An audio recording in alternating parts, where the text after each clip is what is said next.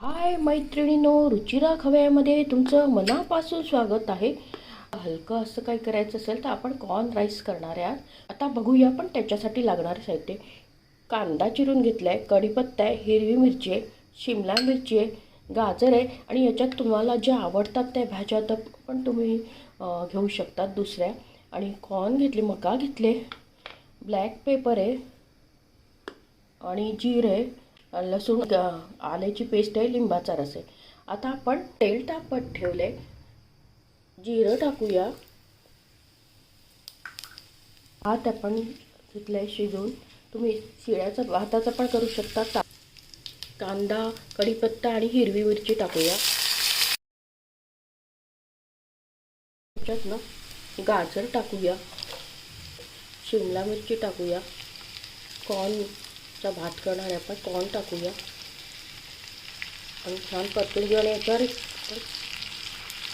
हे आपण आलं लसणाची पेस्ट आहे ती टाकूया. ते तेलात छान असं परतून घेऊया.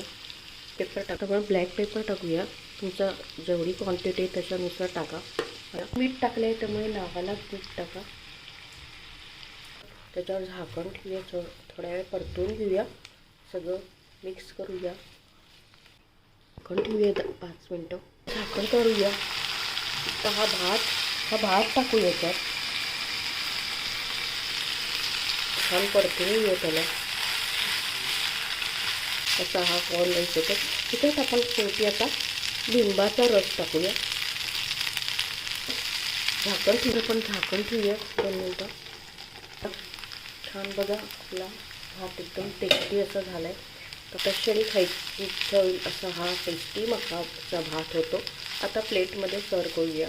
हा बघा, आपला मक्याचा भात रेडी आहे. झटपट होणारा आणि कमी साहित्यात. रात्री तुम्हाला जर हलकं खायचं असेल आणि सकाळी नाश्त्यासाठी तुमचा भात उरला असेल आणि ताज्या भाताचा पण करू शकता. मी ताज्या भाताचा केला आहे. आणि रात्री जर चमचमीत टेस्टी आणि पौष्टिक खायचं असेल तर हा मक्याचा भात, आता मार्केटमध्ये मका खूप भरपूर प्रमाणात येत आहे, तुम्ही हा मक्याचा भात करू शकता. रेसिपी आवडल्यास प्लीज लाईक आणि सबस्क्राईब अवश्य करा. लवकरच भेटूया अशाच नवीन नवीन रेसिपीसोबत. तोपर्यंत मस्त खा, स्वस्थ राहा, आनंदित राहा. मला असाच सपोर्ट आणि प्रोत्साहन देत राहा. थँक्यू, धन्यवाद.